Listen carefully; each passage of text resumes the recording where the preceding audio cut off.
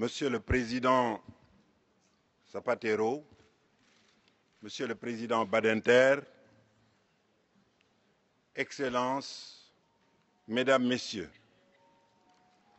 je voudrais d'abord adresser mes plus sincères remerciements aux hôtes et aux organisateurs de ce 4e congrès mondial contre la peine de mort et rendre hommage aux éminentes personnalités qui ont accepté d'y participer et d'apporter ainsi leur soutien à cette cause noble et à ce combat courageux. J'ai accepté votre invitation parce que la nécessité d'abolir la peine de mort est chez moi et depuis toujours une conviction forte, totale, qui dans ma conscience d'homme, et je dirais même d'homme de foi, n'a jamais été traversée par le doute. Mes longues années d'exercice du pouvoir dans mon pays m'ont parfois, avec dureté, confronté aux humeurs de l'opinion publique, à la raison d'État, aux pressions sociales et même à la démagogie des politiciens.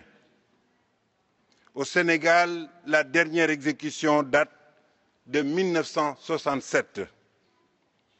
Depuis cette date, la peine de mort n'a jamais été appliquée dans mon pays. Je suis fier, après toutes ces années pendant lesquelles nous avons illustré les valeurs d'humanisme et de respect de la dignité humaine que nous a légué Léopold Sédar Senghor, je suis fier que mon successeur, Maître Abdoulaye Wade, ait consacré formellement en 2004 l'abolition de la peine de mort au Sénégal. J'ai suivi avec beaucoup d'attention vos 3 premiers congrès, à Strasbourg en 2001, à Montréal en 2004, à Paris en 2007. Ce n'est pas seulement le choix francophone de ces villes d'accueil du Congrès qui a incité la francophonie à soutenir votre mouvement. C'est le combat légitime en faveur de l'abolition qui nous réunit tous aujourd'hui, comme le disait le président Badinter, tous en tant que militants de l'abolition de la peine de mort. Je salue à cet égard la persévérance et l'engagement constant de l'association Ensemble contre la peine de mort, ainsi que la coalition mondiale qui s'est créée autour de cette cause. Cette année, c'est Genève qui nous accueille et je félicite nos hôtes pour cette généreuse invitation. La Suisse témoigne une fois de plus de la place prioritaire qu'elle donne aux droits de l'homme et de son engagement international dans ce domaine et en particulier en faveur de l'abolition de la peine de mort. Votre combat, notre combat, le combat de tous les humanistes n'est pas vain. Les progrès récents en termes d'abolition sont plus qu'encourageants. Plus de 140 pays ont aboli la peine de mort ou ne l'appliquent plus. Sur la soixantaine d'États qui maintiennent cette peine dans leur législation, seuls 25 ont procédé à des exécutions en 2009. Près de 95% de ces exécutions ont eu lieu dans 6 pays seulement. Je voudrais vous exprimer mon admiration pour cette Europe, Président Zapatero, pour cette Europe, espace démocratique exemplaire, précurseur hier dans le combat abolitionniste. En tant qu'Africain, je voudrais aussi vous dire ma fierté et tout l'espoir que je porte en constatant les progrès en cours. Nombre de pays ont choisi l'abolition. Bien d'autres, qui ont instauré un moratoire ou qui n'appliquent plus la peine capitale, vont suivre.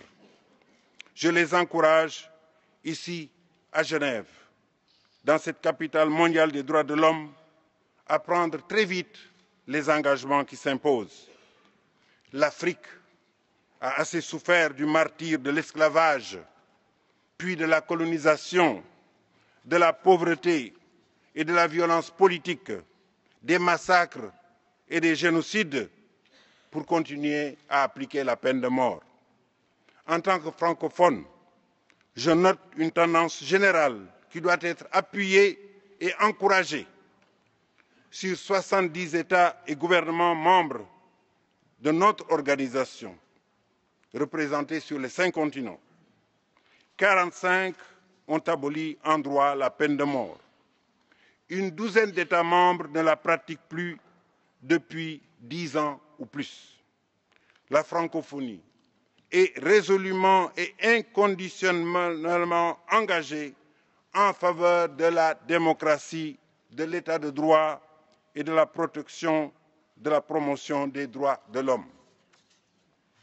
Notre cadre normatif de référence, la déclaration de Bamako de novembre 2000, affirme clairement dans son article 2 que la démocratie, système de valeurs universelles, est fondée sur la reconnaissance du caractère inaliénable de la dignité humaine. Mesdames, Messieurs, le pasteur Jean-Augustin Bost avait demandé en 1862 le secours de la flamboyante et puissante plume de Victor Hugo pour convaincre l'opinion publique genevoise appelée à se prononcer sur le maintien de la peine de mort dans la République de Genève. C'est en ces termes que le poète abolitionniste sut convaincre les Genevois. Une constitution qui, au XIXe siècle, contient une quantité quelconque de peine de mort n'est pas digne d'une république. Une exécution capitale, c'est la main de la société qui tient un homme au-dessus du gouffre, s'ouvre et le lâche. Tant que la peine de mort existera, on aura froid en entrant dans une cour d'assises et il y fera nuit. Fin de citation. La voie est longue, trop longue, hélas, au regard des arguments juridiques, criminologiques, philosophiques, religieux, moraux, généralement énoncés. Il faut qu'enfin le droit interdise à la justice des hommes de ravir la vie de l'un d'eux, fût-il coupable, ce qui n'est pas toujours établi avec une certitude absolue.